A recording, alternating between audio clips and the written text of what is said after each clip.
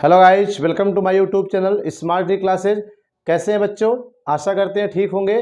कल आपको वीडियो नहीं मिल पाई होगी क्योंकि यहाँ पर थोड़ा सा मौसम गड़बड़ होने के कारण लाइट की इशू हो गई थी। अगर बीच में कभी ना मिल पाए, किसी दिन वीडियो अपलोड ना हो पाए, तो आप समझ लेना कि लाइट को कोई इश्यू होगी, ठीक है। बाकी हमारा प्रयास रहता है हम आपको कंटिन्यू वीडियो दें, ठीक है। तो चलिए, मैं विपिन सर आप लोगों को एक बार फिर से बायोलॉजी के दूसरे चैप्टर, पिछले वीडियो में हमने पहले चैप्टर को कवर किया था जिसमें जीवों में जनन, उसमें कुछ खास नहीं था, केवल एक इंट्रोडक्शन, जनन के बारे में इंट्रोडक्शन के तौर पे आपका वो चैप्टर दिया गया है, ठीक है। यहाँ से बहुत सारे पहले पार्ट से बहुत सारे क्वेश्चंस आपके एग्जाम में नहीं होने वाले, ठीक है। लेकिन जो आज हम चैप्टर पढ़ाने जा रहे हैं, चैप्टर नंबर 2, वहाँ पे आप ध्यान से पढ़िएगा और नोट्स बनाते चलिएगा कि यहाँ से क्वेश्चन बोर्ड एग्जाम में बहुत पुटअप किए जाते हैं, ठीक है। तो दूसरा चैप्टर जो आप आज आपका स्टार्ट हो रहा है, यहीं से आपका मोस्ट इंपॉर्टेंट क्वेश्चन जान लीजिए कि उठने वाला है, ठीक है। तो इसलिए सभी गाइस एक बार वीडियो पे फिर से लाइक ठोक दीजिए और इस लिंक को अपने ग्रुप में शेयर भी कर दीजिए, ठीक है। तो चलिए, सब्जेक्ट हमारा बायोलॉजी, जान ही रहे आप लोग, ये बायोलॉजी के बच्चों के लिए वीडियो है और लेसन नंबर 2, ठीक है। आज हम सेकंड लेसन स्टार्ट करने जा रहे हैं जिसका नाम है पुष्पीय पौधों में लैंगिक जनन अर्थात सेक्सुअल रिप्रोडक्शन इन, ठीक है, क्या फ्लावरिंग प्लांट। यानी कि अभी मैंने आपको बताया पिछले वीडियो में कि जनन 3 प्रकार का होता है, लैंगिक, अलैंगिक और वर्धी जनन। तो लैंगिक जनन का डिटेल हमने पहले चैप्टर में नहीं पढ़ाया क्योंकि वहां पे था नहीं, केवल इंट्रोडक्शन के तौर पे था। अब हमने बताया था कि जब हम दूसरा चैप्टर तीसरा पढ़ेंगे तो दूसरे चैप्टर में लैंगिक जनन इन फ्लावरिंग प्लांट अर्थात ऐसे पौधे जिनमें फूल लगते हैं, ठीक है, उसमें लैंगिक जनन पढ़ेंगे और जंतुओं में खासकर मानव में लैंगिक जनन हम तीसरे चैप्टर पढ़ेंगे, ठीक है। तो आज हम पुष्पीय पौधों में लैंगिक जनन पढ़ने जा रहे हैं। तो सबसे पहले आपको पता होना चाहिए, ठीक है, कि हमने आपको बताया था कि जो कायिक जनन और अलैंगिक जनन और लैंगिक जनन तीनों प्रकार के जो रिप्रोडक्शंस होते हैं ना, ये प्लांटों में पाए जाते हैं, लेकिन तीनों प्रकार का जनन एक ही प्रकार के प्लांटों में नहीं पाया जाता है, ठीक है, ये याद रखिएगा। तो यहाँ पे क्या कह रहा है, आवृतबीजी पौधों का जीवन इतिहास या परिचय। फर्स्ट ऑफ ऑल हम देखने जा रहे हैं कि आवृतबीजी पौधे एंजियोस्पर्म प्लांट किसे कहते हैं। पहले इसका इंट्रोडक्शन कर लेते हैं, परिचय कर लेते हैं, फिर जानते हैं कि आखिर आवृतबीजी पौधे होते क्या है, ठीक है। तो जो पुष्पीय पौधे होते हैं ना, जिनमें फूल लगता है, पुष्प लगते हैं, ऐसे पुष्पीय पौधे को आवृतबीजी श्रेणी में रखा गया है, ठीक है। तो आइए देखते हैं आज की पहली हेडिंग कि आवृतबीजी पौधों का परिचय या जीवन चक्र। तो कह रहा वे पुष्पीय पौधे, सबसे इंपॉर्टेंट चीज तो यही है कि आवृतबीजी पौधे कैसे हैं, पुष्पीय पौधे हैं अर्थात जिनमें फूल लगता हो, ऐसे पौधे किसमें आते हैं, आवृतबीजी पौधे में आते हैं, ठीक है। तो ऐसे पुष्पीय पौधे जिनके बीज, ठीक है, जिनके बीज का मतलब क्या है, सीड, क्या होते हैं, फल में कवर्ड होते हैं अर्थात बंद होते हैं, ठीक है। इसका क्या मतलब हुआ, आगे लिख रहा है, अर्थात जिनके बीज पर आवरण पाया जाता है, ठीक है, उसे आवृतबीजी पौधे कहते हैं। तो दोस्तों यहां पे आपको रटने की कोई जरूरत नहीं है, जैसा कि यहां लिखा ही गया है कि बीजी माने बीज और आवृत्ति माने होता है आवरण। जैसे मान लीजिए ये कोई फल का सीड है, ठीक है, ये कोई फल का सीड है, तो इसके ऊपर एक आवरण ऐसे पाया जाए अर्थात यह बीज क्या हो गया, एक आवरण में बंद हो गया, कवर्ड हो गया। तो अब ऐसे पौधों को हम क्या कहेंगे, आवृतबीजी पौधे कहते हैं, ठीक है। क्या कहते हैं, आवृतबीजी पौधे कहते हैं अर्थात एंजियोस्पर्म। और डिफिनेशन में भी यही कह रहा है कि ऐसे पुष्पीय पौधे जिनके बीज फल में बंद होते हैं। फल में बंद होने का क्या मतलब हुआ कि जैसे हम आम को ले ले तो आम के अंदर जो सीड होता है, बीज होता है, ठीक है, वो आम के जो पल्प गूदा होता है जिसे आप गुज्जा कहते हैं, उसके अंदर बंद होता है, ठीक है। तो इसका मतलब क्या हुआ कि आम का सीड उसके ऊपर चारों तरफ कवर्ड है, ठीक है, जिसके ऊपर पल्प जिसे कहते हैं, हम लोग आम भाषा में गुज्जा कहते हैं, लेकिन आप पता नहीं क्या कहते होंगे, लेकिन बायोलॉजिक भाषा में पल्प अर्थात गूदा कहा जाता है। जैसे सीड है तो ये वाला जो पार्ट इस पे है, मसल्स वाला भाग, इसको पल्प कहते हैं अर्थात गूदा कहते हैं। तो ये गूदा वाला भाग ही क्या कहलाता है, फल कहलाता है। तो ये फल क्या किया, इस सीड को अर्थात बीज को क्या किया, चारों तरफ से कवर्ड किया है। तो हम कह सकते हैं कि ऐसे पौधों को आवृत बीजी कहते हैं। अगर आपसे कोई पूछे कि what do mean about angiosperm plant, आवृत बीजी पौधे किसे कहते हैं, तो रटना नहीं है। आवृत माने आवरण, ठीक है, घेरा, अबीजी माने बीज, यानी ऐसे पौधे जिनके बीज अर्थात सीड के ऊपर आवरण पाया जाता है, जिनके बीज खोल में बंद होते हैं। वो खोल चाहे फल के रूप में, पल्प के रूप में हो सकता है या किसी और के रूप में हो सकता है, ठीक है। तो उसी को हम क्या कहते हैं, आवृत बीजी पौधे कहते हैं। तो फिर से देखिए, वे पुष्पी पौधे जिनके बीज फल में बंद होते हैं अर्थात जिनके बीज के ऊपर आवरण पाया जाता है, उसे हम आवृत बीजी पौधे कहते हैं। आवृत बीजी पौधे पहचानने का सबसे अच्छा यही तरीका होता है कि जिनके बीज के ऊपर क्या पाया जाए दोस्तों, आवरण पाया जाए, ठीक है, उसे आवृत बीजी पौधे कहते हैं। और आगे जैसे सरसों, गुड़हल, मटर, गेहूं, ठीक है, ये सब किसमें आते हैं, आवृत बीजी में पौधे में आते हैं। आपने देखा होगा सरसों, गुड़हल, मटर, गेहूं, इनके जो बीज होते हैं, इनके चारों तरफ एक खोल भी कवर्ड होता है, उसीलिए हम क्या कहते हैं, इनको किसमें रखते हैं, आवृत बीजी पौधे में रखते हैं, ठीक है। इसके अलावा और आवृत बीजी पौधों की विशेषता क्या होती है, ठीक है, वो भी हम जान लेते हैं कि दिया है कि जो आवृत बीजी पौधे होते हैं ना, इन पौधे के जीवन में दो प्रवस्थाएं पाई जाती हैं। जैसे हम लोग एनिमल हैं, हम लोग के जीवन में कई प्रवस्थाएं पाई जाती हैं, जैसे शैशवावस्था, किशोरावस्था, है ना, शैशवावस्था, बाल्यावस्था, किशोरावस्था, प्रौढ़ावस्था, वृद्धावस्था। ये अलग अलग अवस्थाओं में हम लोग क्या होते हैं, बोलो, हम लोग प्रवेश करते हैं। उसी प्रकार जो आवृत बीजी पौधे ना, इनके जीवन में दो प्रवस्थाएं कंप्लीट होती हैं या संपन्न होती हैं। पहला आपका है बीजाणु उद्भिद प्रवस्था। कौन सी प्रवस्था, बीजाणु उद्भिद प्रवस्था अर्थात स्पोरोफाइट, ठीक है। और दूसरा आपका है युग्मोद्भिद प्रवस्था अर्थात गैमेटोफाइट, ठीक है। तो अब आपसे एक नंबर का क्वेश्चन पूछे कि आवृत बीजी पौधों के जीवन में, ठीक है, या जीवन चक्र में कितनी प्रवस्थाएं संपन्न होती है, तो क्या बताएंगे, दो प्रवस्थाएं। दोनों का नाम क्या है, एक गैमेटोफाइट, एक स्पोरोफाइट अर्थात बीजाणु उद्भिद अवस्था और युग्मोद्भिद अवस्था। यहाँ पे देख रहे हैं कि दो प्रवस्थाएं संपन्न होती हैं। पहला है बेटा क्या, बीजाणु उद्भिद अवस्था, और दूसरा क्या है, युग्मोद्भिद अवस्था होती है, ठीक है। तो बीजाणु उद्भिद अवस्था में क्या होता है, तो आगे लिखा है पहला कि बीजाणु उद्भिद जो प्रवस्था होती है, ये प्रथम प्रवस्था होती है, चूंकि दो प्रवस्थाएं होती है ना, यहाँ कह रहा है। तो पहली प्रवस्था का नाम क्या है, बीजाणु उद्भिद, यानी आवृत बीजी पौधों को जीवन में जो पहली प्रवस्था क्रिएट होती है, फर्स्ट स्टेज, वो बीजाणु उद्भिद अर्थात स्पोरोफाइट होती है, और जो अत्यंत विकसित अवस्था में होती है। अर्थात कह रहा है आवृत बीजी पौधों के जीवन में दो अवस्थाएं तो आती हैं, एक बीजाणु उद्भिद और एक गैमेटोफाइट, जिसमें जो पहली अवस्था है वो बीजाणु उद्भिद है, यह सबसे अधिक विकसित अवस्था होती है, ठीक है। तो वही कह रहा है कि प्रथम अवस्था है जो अत्यंत विकसित अवस्था होती है, और इसके प्रत्येक केंद्रक में, ठीक है, यानी जो बीजाणु उद्भिद प्रवस्था होती है, इसके प्रत्येक केंद्रक में, ठीक है, पर न्यूक्लियस में द्विगुणित, द्विगुणित का मतलब 2n अर्थात जोड़े में कह सकते हो, ठीक है, क्या होते हैं, गुणसूत्र पाए जाते हैं। सबसे इंपॉर्टेंट चीज ये भी है कि जो आवृत बीजी पौधों की पहली अवस्था बीजाणु उद्भिद है, इसमें जो क्रोमोसोम होते हैं, गुणसूत्र होते हैं ना, ये हैप्लॉइड नहीं बल्कि डिप्लॉइड होते हैं, अर्थात 2n होते हैं, यानी जोड़े में होते हैं, ठीक है। इसलिए इससे क्या कहते हैं बेटा, द्विगुणित पीढ़ी भी कहते हैं। क्या कहते हैं, द्विगुणित पीढ़ी भी कहते हैं, क्योंकि गुणसूत्र यहाँ पे क्या है, जोड़े में है।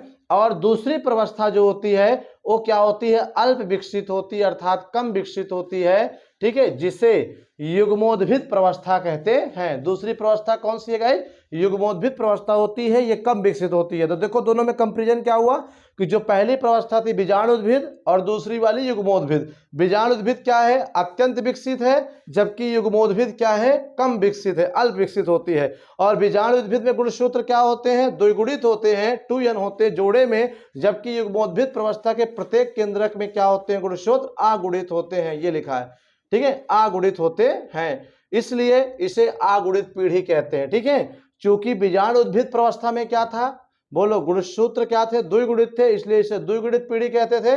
और युग्मोद्भिद प्रवस्था में जो प्रत्येक केंद्र में गुणसूत्र अगुणित हैं, अर्थात सिंगल होते, जोड़े में नहीं होते, इसलिए इसे अगुणित पीढ़ी भी कहते हैं, ठीक है। और ये दोनों पीढ़ियां इस आवृत बीजी पौधों के जीवन चक्र में क्या होती हैं, एक दूसरे के बाद आती रहती हैं, ठीक है। एक दूसरे का मतलब क्या है कि जैसे आवृत बीजी पौधा है तो पहले बीजाणु उद्भिद अवस्था आई, फिर युग्मोद्भिद अवस्था आ गई, ठीक है, फिर बीजाणुद्भिद, फिर युग्मोद्भिद, फिर बीजाणुद्भिद, फिर युग्मोद्भिद। ये प्रवस्थाएं एक दूसरे के बाद क्या होती है, चक्रानुक्रम में आती रहती हैं, ठीक है, एक दूसरे के बाद आती रहती है। इसलिए ऐसी पीढ़ी के आने की व्यवस्था के प्रक्रिया को पीढ़ी एकांतरण कहते हैं। क्या कहते हैं, पीढ़ी एकांतरण कहते हैं, अर्थात अल्टरनेशन इन जनरेशन कहते हैं। क्या कहते हैं दोस्तों, अल्टरनेशन इन जनरेशन कहते हैं अंग्रेजी में, ठीक है। अब देखिए यहां से एक एक नंबर क्वेश्चन तो कहीं से उठा सकता है। जैसे कह दिया आवृतबीजी पौधों के जीवन में कितनी प्रवस्थाएं होती हैं गाइस, 2 प्रवस्थाएं।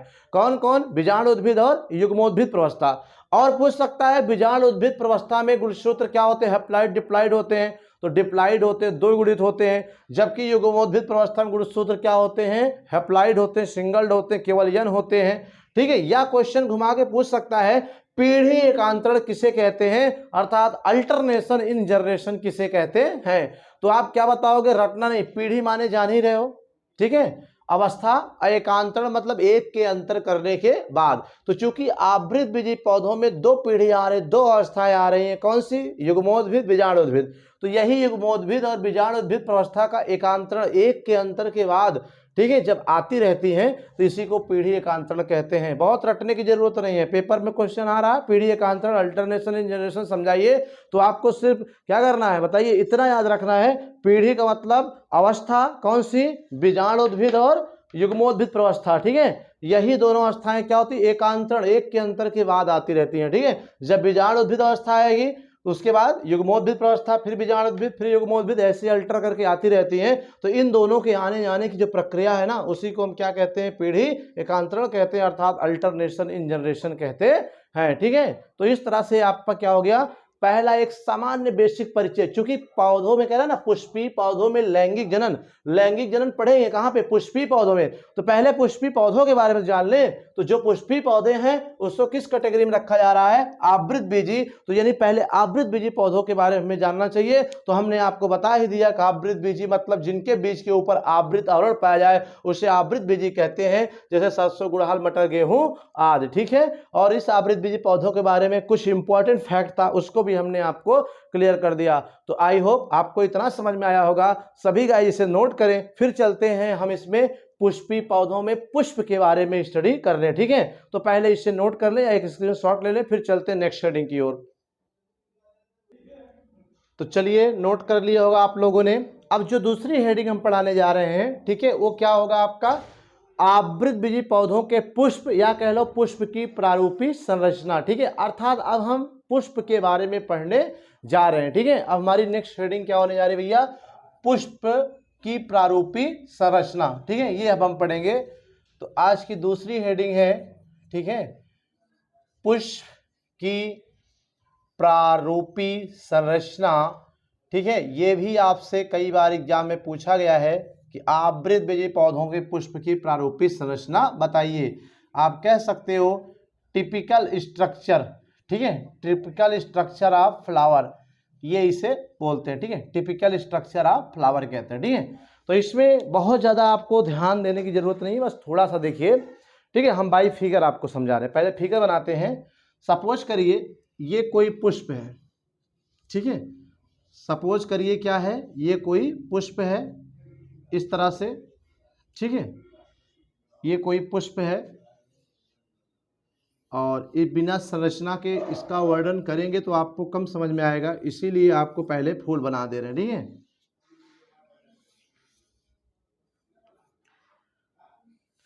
चलिए ये एक पुष्प है, ठीक है, यहाँ पे आपको पुष्प के बारे में ही पढ़ना है। तो सपोज करिए हमने एक फ्लावर को यहाँ पे क्या कर दिया, ड्रा कर दिया। यही है क्या, पुष्प की संरचना, ठीक है। हर फिगर के नीचे परीक्षा में जब भी आप फिगर बनाइएगा तो उसके नीचे नाम जरूर लिख दीजिएगा, ठीक है। तो आइए देखते हैं पुष्प के कितने भाग होते हैं और किन किन भागों से मिलकर हमारा पुष्प बना होता है। आज हम इसी के बारे में चर्चा करने जा रहे हैं, ठीक है। तो सबसे पहला, ठीक है, सबसे पहले ये है जब ये फूल खिला नहीं रहा होगा, जब, ठीक है, जब ये पुष्प नहीं खिला होगा तो शायद सपोज करिए ऐसे ही बंद रहा होगा। जब बंद रहा होगा तो सबसे ऊपर वाला भाग यही रहा होगा, ठीक है, ये और ये। तो सबसे पहला भाग ये होता है, इसे हम वाह्य दल कहते हैं। क्या कहते हैं, वाह्य दल कहते हैं। अर्थात कैलिक्स कहते हैं। क्या कहते हैं? कैलिक्स कहते हैं। ठीक है, उसके बाद ये आता है, जब ये हटेगा तो ये दूसरा पार्ट आता है जिसे हम दलपुंज कहते हैं। क्या कहते हैं? दलपुंज अर्थात कोरोला कहते हैं। ठीक है, जिसे आप समझ सकते हो देसी भाषा में क्या, पंखुड़ी कहते हैं। जैसे गुलाब होता है ना, गुलाब, गुलाब में जो गुलाब के फूल का रेड वाला पार्ट होता है, पंखुड़ियाँ, उसी को हम क्या कहते हैं? दलपुंज अर्थात कोरोला कहते हैं। ठीक है, और इसके बाद जब हम आते हैं तो ये पहला हो गया और ये दूसरा हो गया, और तीसरा ये आ रहा। ठीक है, तीसरा क्या आ रहा है? ये वाला भाग आ रहा है ये वाला। ठीक है, तो इसे हम क्या कहते हैं? पुमंग कह सकते हो। क्या कह सकते हो? पुमंग कह सकते हो, एंड्रोशियम कहते हैं। ठीक है, और इस पुमंग के बाद वाला भाग अगर ये वाला देखें तो ये आपका जायांग कहलाएगा। यहाँ इस तरफ ले लेते हैं, क्या कहलाएगा बेटा? ये जायांग कहलाता है। ठीक है, क्या कहलाता है? जायांग कहलाता है। ये एंड्रोशियम और ये गाइनोशियम कहलाता है। ठीक है, तो ये कुल मिला करके पुष्प में ये तीसरा भाग हो गया, और ये क्या हो गया? चौथा भाग हो गया, और कुछ नहीं बच रहा है। यही 4 प्रमुख भाग होते हैं। ये तो पुष्पासन है जिसपे पुष्प का आसन लगा हुआ है, तो इसको छोड़ करके अगर हम देखें तो 4 भाग होते हैं। ठीक है, वाह्य दल ये भी है, तो इधर भी है, ये भी वाह्य दल है। दलपुंज इधर है जिसे कोरोला या पंखुड़ी कहते हैं, तो इधर भी है। ये पुमंग इधर भी है, तो ये पुमंग इधर भी है, क्योंकि किसी पुष्प में जो पुमंग होता है ना, वो कई पुंकेसर से मिलकर बना होता है। और जो ये बीच वाला सुराही जैसा भाग आपको दिख रहा पार्ट, ये जायांग होता है। क्या होता है? जायांग होता है। और इस जायांग में भी, ठीक है, यहाँ पे थोड़ा सा अगर हम चेंज कर दें, थोड़ा सा ये पतला होता है, हमने कुछ ज़्यादा ही इसको कर दिया, तो ये कुछ इस तरह से होता है। ठीक है, तो अब इसमें अगर आप देखें ध्यान से, तो ये जो जायांग है इसके 3 भाग दिख रहे होंगे आपको। ये ऊपर वाला भाग, ठीक है, इसे ऊपर वाले भाग को वर्तिकाग्र कहते हैं, स्टिग्मा। क्या कहते हैं? वर्तिकाग्र अर्थात स्टिग्मा कहते हैं। और ये थोड़ा सा चौड़ा भाग है स्टिग्मा, इसके नीचे वाला देखिए थोड़ा सा पतला नलिकाकार भाग है, तो इस भाग को वर्तिका कहते हैं। क्या कहते हैं? वर्तिका कहते हैं, अर्थात स्टाइल कहते हैं, STYLE। और ये वाला जो भाग आपका है, ये वाला भाग, इसे अंडाशय कहते हैं, जो थोड़ा सा फूला हुआ और अंडाकार होता है, इसे अंडाशय कहते हैं। ठीक है, अब इस अंडाशय की अगर हम बात करें यहाँ पर, तो इन तीनों को मिलाकर, ठीक है, इन तीनों को क्या, एक वर्तिकाग्र, वर्तिका और मिलाकर, इसको ही क्या कहते हैं? हम जायांग कहते हैं। क्या कहते हैं? जायांग। इसी प्रकार जो ये पुमंग है, इसमें भी देखेंगे 2 भाग दिखेगा। एक ये दिखेगा, ठीक है, ये भाग है पराग कोश। क्या है बेटा? पराग कोश है। ठीक है, और ये क्या है? जो पराग कोश फूला हुआ, उसके नीचे जो पतला लंबा डंठलकार आपको दिख रहा है, ये वाला। ठीक है, ये अगर आप देखें तो इसका नाम हम पराग वृंत रख देंगे। क्या रख देंगे भैया? ये पराग वृंत रखते हैं। ठीक है, और इन दोनों को मिला करके अगर देखा जाए, तब हम इसे क्या कहेंगे? पुमंग कहते हैं। क्या कहते हैं? पुमंग कहते हैं, अर्थात एंड्रोशियम कहते हैं। तो ये आपका क्या हो गया? क्लियर हो गया। ठीक है, तो यहाँ पे कह रहा है ना, पुष्प की प्रारूपिक संरचना। अगर आपको पेपर में आ जाए पुष्प की प्रारूपिक संरचना का वर्णन कीजिए, तो सबसे पहले आप बताओगे कि आवृत बीजी पौधों के जो पुष्प है ना, उस पुष्प का उत्पन्न, यानी उस पुष्प की उत्पत्ति जो होती है, और रूपांतरित प्ररोह, तने के रूपांतरित प्ररोह से होती है। पुष्प क्या है? तने का ही रूपांतरित प्ररोह है। अर्थात आपने देखा होगा किसी पुष्प का निर्माण तने से ही होता है ना, तो तने के जिस भाग के रूपांतरण से पुष्प बनता है, तो उसे रूपांतरित प्ररोह कहते हैं। और जब पुष्प का निर्माण हो जाता है, ठीक है, तो उस पुष्प के स्ट्रक्चर का वर्णन करें तो कुल पुष्प में कितने भाग पाए गए? 4 भाग पाए गए। ठीक है, कितने भाग? 4। ये पहला वाह्य दल दलपुंज, ये तीसरा भाग है, और ये आपका क्या है? चौथा भाग होता है। ठीक है, तो यहाँ पे अगर लिखना हो तो क्या लिखेंगे? तो एक लाइन पहले यहाँ पे आपको लिखना पड़ेगा गाइज। आइए देखते हैं कि पुष्प की उत्पत्ति, ठीक है, क्या होता है? पुष्प की उत्पत्ति तने के, ठीक है, किसके? तने के रूपांतरित प्ररोह से होता है। प्ररोह से होता है। ठीक है, प्ररोह से होता है। और पुष्प ही पौधे के, ठीक है, पौधे के क्या होते हैं? जननांग होते हैं गाइस। क्या होते हैं? जननांग होते हैं। ठीक है ना, पुष्प की जो उत्पत्ति होती है वो पौधे के जो तने होते हैं उसके रूपांतरित प्ररोह से होता है, और जो पुष्प होता है वही पौधे का क्या है? जननांग है। अर्थात पुष्प में ही पौधे के सारे जनन क्रियाएं संपन्न होती हैं। ठीक है, ये हो गया। और पुष्प में, ठीक है, पुष्प के कुल 4 चक्र होते हैं। कितने? 4 चक्र कह लो या भाग कह लो, ठीक है, 4 चक्र होते हैं। 4 चक्र होते हैं जो इस प्रकार है, ठीक है। किस प्रकार है? नीचे वर्णन दिया जा रहा है, ठीक है। हालांकि मैंने पहले बता दिया, पहला वाह दलपुंज, दलपुंज, पुमंग और जायांग, ये 4 भाग होते हैं, ठीक है। तो पहला हम क्या बताएंगे? सबसे पहले क्या है? हमने कहा जब ये फूल बंद रहा होगा सबसे ऊपरी भाग क्या है? वाह दलपुंज। सीरियल से बात करें, चारों बता सकते हो, लेकिन आप कोशिश करिए फर्स्ट पे ये रहे, सेकंड पे ये रहे, थर्ड पे ये रहे और फोर्थ पे ये रहे। तो पहला आपका गाइज हो गया वाह दलपुंज, वाह दल कहिए या वाह दलपुंज, जिसे कैलिक्स कहते हैं। और दूसरा आपका जो बनेगा वो दलपुंज बनेगा, ठीक है। क्या बनेगा? दलपुंज बनेगा, अर्थात कोरोला बनेगा। क्या बनेगा? कोरोला। और तीसरा क्या बनेगा आपका? तीसरा आपका जो हो जाएगा पुमंग, ठीक है, पुमंग, जिसे आप एंड्रोशियम कहते हो, ठीक है। और चौथा आपका क्या है? जायांग है। क्या है? जायांग है, जिसे आप गाइनोशियम कहते हो, ठीक है। ये आपका हो गया। तो कुल मिला के ये 4 चक्र हो गए। अब इन चारों में वाह दलपुर और दलपुंज को बेटा हम सहायक चक्र के रूप में जानते हैं। क्या कहते हैं? सहायक चक्र कहते हैं। और जो ये दोनों हैं ये आवश्यक चक्र होते हैं। तो आइए देखते हैं क्यों सहायक और क्यों आवश्यक चक्र कहते हैं, ठीक है। तो ये क्लियर हो गया। तो बताइए, किसी पुष्प की प्रारूपिक संरचना का जब हम अध्ययन करते हैं तो हमें क्या पता चलता है कि इसके कुल कितने 4 भाग या 4 चक्र पाए जाते हैं, ठीक है। और पुष्प का निर्माण जो होता है वो तने के रूपांतरित प्ररोध से होता है। और इसी पुष्प में ही पौधे का जननांग होता है, अर्थात मेल और फीमेल सेक्स ऑर्गन्स इसी में होते हैं, ठीक है। और कुल पुष्प के 4 भाग 4 चक्र होते हैं जो इस प्रकार है। पहला वाह दलपुंज कैलिक्स, और दूसरा कोरोला, तीसरा एंड्रोशियम पुमंग, चौथा जायांग, ठीक है। अब इन चारों को भी 2 भागों में विभाजित किया, पहला सहायक चक्र, दूसरा आवश्यक चक्र, ठीक है। जो सहायक चक्र होता है इसे सब्सिडरी साइकिल क्यों कहते हैं? सहायक चक्र क्यों कहते हैं? क्योंकि वाह दलपुंज और दलपुंज जो है ना, अर्थात ये और ये जनन क्रिया में भाग नहीं लेते हैं, ठीक है। लेकिन क्योंकि जनन करने के लिए लैंगिक में एक मेल और एक फीमेल चाहिए, तो जो मेल वाला पार्ट है पुमंग है, पु माने पुरुष अर्थात पुमंग, और बाकी महिला वाला जो ऑर्गन्स होता है फीमेल वाला जिसे कहते हैं पुष्प का, वो जायांग होता है। तो भाई सेक्सुअल रिप्रोडक्शंस करने के, लैंगिक जनन करने के लिए 2 ही तो चाहिए, मेल और फीमेल। तो ये मेल का ये फीमेल हो गया, तो इनका क्या काम? तो ये जनन नहीं करते बल्कि जनन में सहायता करते हैं, ठीक है। तो इसीलिए इन्हें सहायक चक्र कहते हैं। और ये आवश्यक चक्र है, अर्थात किसी पुष्प में इन चक्रों का रहना बहुत जरूरी होता है। कोई भी पुष्प हो उसमें पुमंग और जायांग जरूर रहेंगे, क्योंकि ये आवश्यक चक्र होते हैं, क्योंकि इन्हीं दोनों में सारी घटनाएं संपन्न होती है। अभी हम इन सबका डिटेल वर्णन करेंगे, ठीक है। तो इस प्रकार आप अभी ये जान लीजिए कि पुष्प में कितने चक्र हुए? 4। कौन कौन से भैया?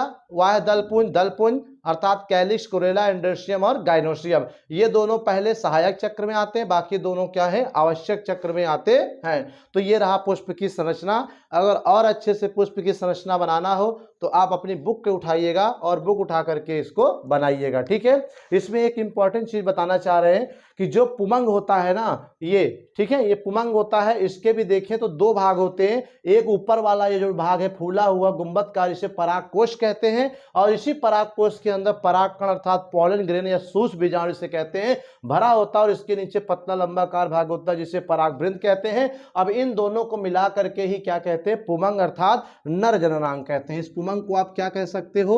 नर जननांग, ठीक है, ये हो गया। और जो हमारा जायांग है, ठीक है, जायांग, इसे मादा जननांग कहते हैं। क्या कहते हैं?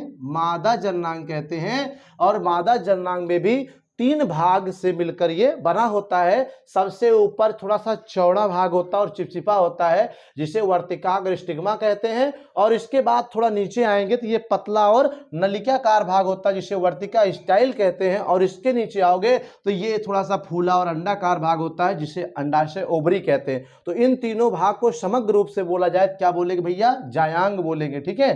तो ये रहा पुष्प की प्रारूपी संरचना, ठीक है। तो आपको इतना ही करना है। 2 नंबर का पूछेगा कि प्रारूपी पुष्प की संरचना समझाइए, तो आपको ये डायग्रामेटिक पोजीशन देना है, सारे पार्ट के नाम लिखने और इसके बारे में इस तरह से, ठीक है, वर्णन करना है। अभी हम इसके बारे में 2-2 लाइन बता रहे हैं, ठीक है। तो आप इतना नोट करिए, फिर चलते हैं इसको थोड़ा सा मिटा करके फिर से हम यहाँ पे आगे बताने जा रहे हैं, ठीक है। तो सभी गाइस से एक बार क्या स्क्रीनशॉट ले लें सभी लोग। तो चलिए नोट कर लिया होगा आपने। तो अब हम बात कर रहे थे पुष्प के भाग ना, पुष्प के कुल कितने, कुल 4 भाग, ठीक है, 4 भाग या 4 चक्र पाए जाते हैं, ठीक है। अब हर भागों के बारे में थोड़ा थोड़ा हम डिस्क्रिप्शन देंगे। तो 4 भाग पाए जाते हैं। चारों भाग में अगर हम पहले की बात करें तो अभी मैंने आपको बताया कि वाह्य दल पुंज, ठीक है, वाह्य दल पुंज। और दूसरे की बात करें तो दूसरा हमारा है बेटा दल पुंज, ठीक है। और तीसरे की बात करें अगर हम यहाँ पे, तो तीसरा हमारा क्या है बेटा, बोलो पुमंग था, क्या है, पुमंग। और चौथा हमारा क्या था, जायांग, ठीक है। इस तरह से 4 भाग थे। तो अब हम पहली हेडिंग यहाँ पे पढ़ने जा रहे हैं, ठीक है, ये हो गया। तो यहाँ पे हम पहली हेडिंग डालेंगे वाह्य दल पुंज, ठीक है। इसको ऐसे ही डाल के लिखना पड़ेगा पेपर में, ठीक है। वाह्य दल या वाह्य दल पुंज जिसे कैलिक्स कहते हैं, तो ये आपको लिखना पड़ेगा पेपर में 2-2 लाइन, ठीक है। तो मैंने अभी क्या बताया था कि चारों में जो पहले 2 हैं, ठीक है, वाह्य दल और दलपुंज, ये सहायक चक्र होते हैं। क्या होते हैं, सहायक चक्र होते हैं। तो यहाँ पे क्या लिखोगे कि यह किसी पुष्प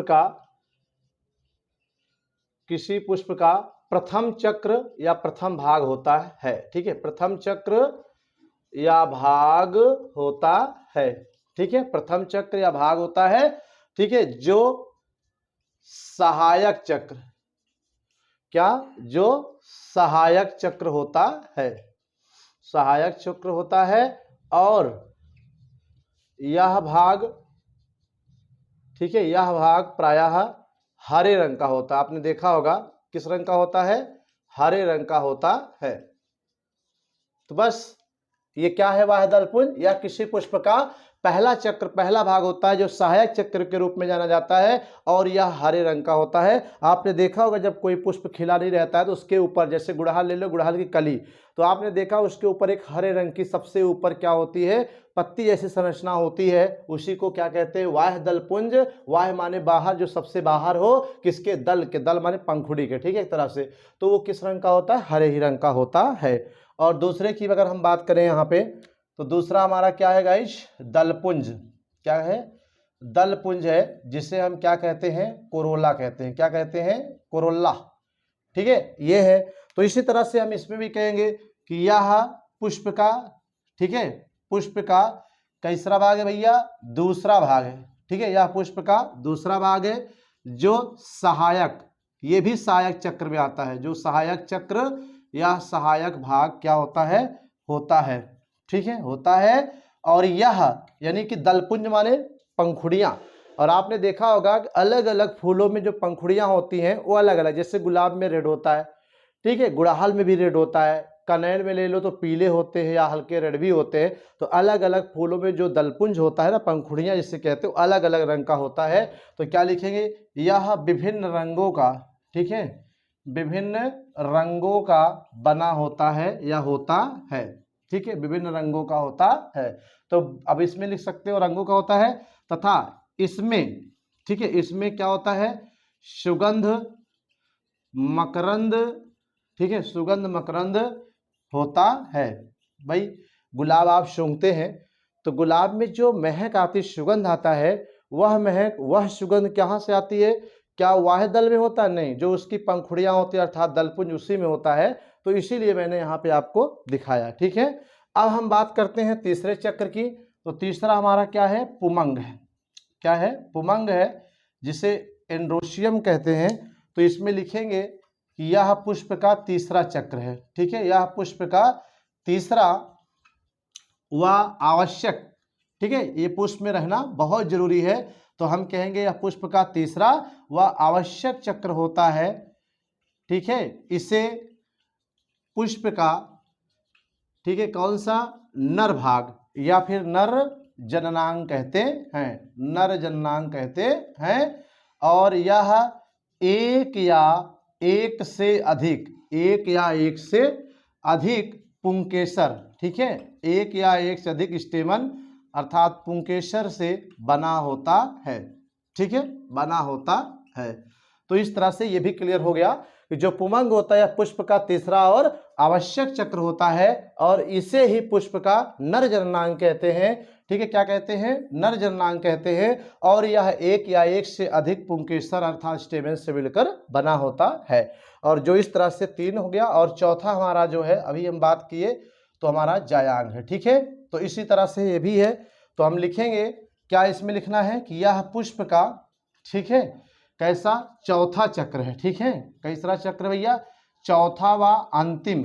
यही 4 ही चक्र होते हैं ना पुष्प में, तो 4 का मतलब अंतिम ही होगा।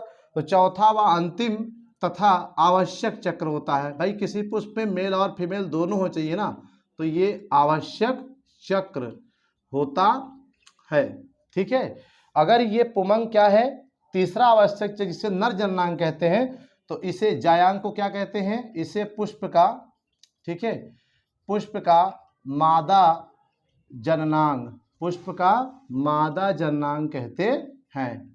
ठीक है, पुष्प का मादा जननांग कहते हैं। और अगर पुमंग पुंकेसर से मिलकर बना है तो जो जायांग होता है वो स्त्री केसर से मिलकर बना होता है। ठीक है, अब आप लिखेंगे कि यह एक या एक से अधिक पिस्टिल कहते हैं अंग्रेजी में। ठीक है, पुंकेसर या स्त्री केसर, स्त्री केसर या अंडप कहते हैं और अंग्रेजी में पिस्टिल कहते हैं। अंडप से मिलकर बना होता है। ठीक है, मिलकर बना होता है। तो बस यही इतना लिखेंगे। आप चारों का इतना डिस्क्रिप्शन देंगे पेपर में और फिगर को ड्रा कर देंगे तो ये आपको 2 नंबर या 3 नंबर मिलेगा। ठीक है, तो एक बार फिर से देखते हैं कि पुष्प के 4 चक्र पाए जाते हैं या 4 भाग पाए जाते हैं, जिन्हें वाह्य दलपुंज पुमंग जायांग कहते हैं। ये दोनों क्या है? सहायक चक्र और ये आवश्यक चक्र। वाह्य दलपुंज कैलिक्स या किसी पुष्प का पहला चक्र है। ठीक है, और जो सहायक चक्र में आता है और ये हरे रंग का होता है। ठीक है, और दलपुंज कोरोला यह पुष्प का दूसरा भाग है जो सहायक चक्र ये भी होता है और यह विभिन्न रंगों का होता है, लाल, हरे, पीले, और इसमें सुगंध मकरंद जैसी क्या होती है? व्यवस्था होती है। ठीक है, क्यों होती है? ताकि पुष्प पे भंवरे, तितली, मधमक्खियां मंडराएं और उसके मंडराने से पुष्प में जो पुमंग में परागकण होता है वो जायांग पे जाके निषेचन कर सके। अभी आगे बताएंगे। ठीक है, और पुमंग जो होता है वो यह पुष्प का तीसरा और आवश्यक चक्र होता है गाइस, जो पुष्प का नर जननांग होता है और यह एक से अधिक पुंकेसर से मिलकर बना होता है। और लास्ट में चौथा है जायांग, यह पुष्प का चौथा व अंतिम तथा आवश्यक चक्र ये भी है और यह भी पुष्प का मादा जननांग होता है और इसमें भी एक या एक से अधिक क्या होते हैं? स्त्री केसर या अंडप से मिलकर ये बना होता है, अर्थात पिस्टिल से मिलकर बना होता है गाइस। ठीक है, तो ये आज के इस वीडियो में हमने दूसरे चैप्टर में आपको आवृतबीजी पौधों के बारे में परिचय कराया, उसके बारे में कुछ आवश्यक बातें बताई। और दूसरे टर्म में अगर हम देखें तो आवृतबीजी पौधों के पुष्प में जो इसका डिस्क्रिप्शन है, टिपिकल स्ट्रक्चर है, उसके बारे में हमने आपको बाय फिगर बताया और प्रत्येक भागों में वर्णन किया। ठीक है, तो अब हम कल के वीडियो में फिर से क्या करेंगे? एक नए टॉपिक के साथ डिस्कस करेंगे। तब तक के लिए वीडियो को देखने के लिए धन्यवाद। वीडियो को लाइक जरूर करिएगा और अपने ग्रुप पे शेयर कर दीजिएगा और इसका एक स्क्रीनशॉट लीजिए और नोट्स जरूर बना के रखिए। ठीक है, तो यहाँ पे थोड़ा सा स्क्रीन पे लाइट ब्लर कर रही होगी तो 1 मिनट के लिए मैं आपको, तो अब लाइट ब्लर थोड़ा कम कर रही होगी यहाँ पे। ठीक है, थोड़ा बल्ब का इशू था, अभी आपको साफ दिख रहा होगा। ठीक है, तो अब आप सभी चीज़ें आराम से देख सकते हैं, पढ़ सकते हैं और इसका नोट्स जरूर बनाइएगा। अब मिलते हैं तब तक नेक्स्ट वीडियो, तब तक के लिए धन्यवाद। Thank you for watching this video guys. Thank you, thank you, thank you.